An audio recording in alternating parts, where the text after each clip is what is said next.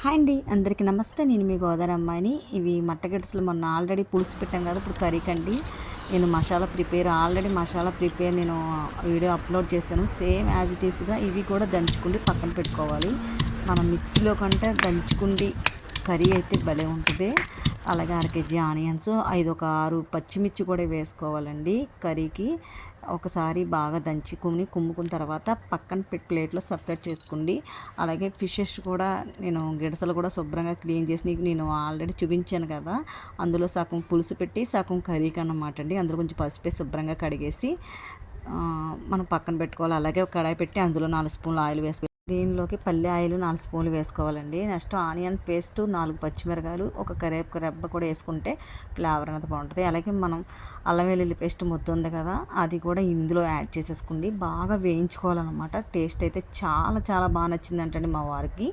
1 spoon పసుపు వేసి బాగా కలపాలండి. మనం ఎంత అయితే ఆయిల్ యాడ్ చేసామో నీస్ కర్రీస్కి ఆయిల్ అన్నది ఎక్కువ పడుతుందండి. బాగా వేయించుకోవాలి. బాగా వేగిన తర్వాత ఆయిల్ అంతా సెపరేట్ అయ్యే వరకు వేయించుకోవాలండి. ఈ టేస్ట్ అయితే చాలా బాగుంటుంది అనమాట. ఈ కర్రీ అయితేని మా వారికి అయితే చాలా చాలా బాగా నచ్చిందంట. అలాగే 3 స్పూన్లు కారం పొడి వేసి బాగా కలపాలండి. కలిపిన తర్వాత నేను ఒక పెద్ద గ్లాస్ వాటర్ యాడ్ చేశాను. వాటర్ యాడ్ చేసిన తర్వాత కొంచెం ఒక 50% కుక్ అవ్వాలండి. ఎందుకంటే ఇవి ఈ చేపలు మట్టగెడసలు అన్నవి ఇడిపోతాయి ఎక్కువసేపు ఉడికితే. ఇవి మామూలు చేపలా కాదు, ఇందులో ఒకే ముళ్ళు ఉంటుందండి. మనం 1 బై 1 వేసుకోండి. నిదానంగా ఒకసారి కలుపుకోండి. చిన్న మంట మీద అలాగా ఉడకనివ్వాలండి. అసలు పెద్ద మంట పెడితే అడుగు పడుతుంది. బాగా ఉడికిన తర్వాత కొంచెం కొత్తిమీర యాడ్ చేసుకుంటే అంతేనండి, చాలా టేస్ట్ అనమాట.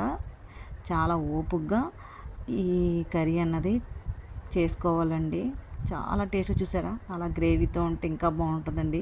నచ్చితే మటుకు ఇలాంటి వీడియోని మరైనా చేయాలనుకుంటే like and share and subscribe చేయండి. థ్యాంక్ యూ అండి. Thank you for watching. Thank you.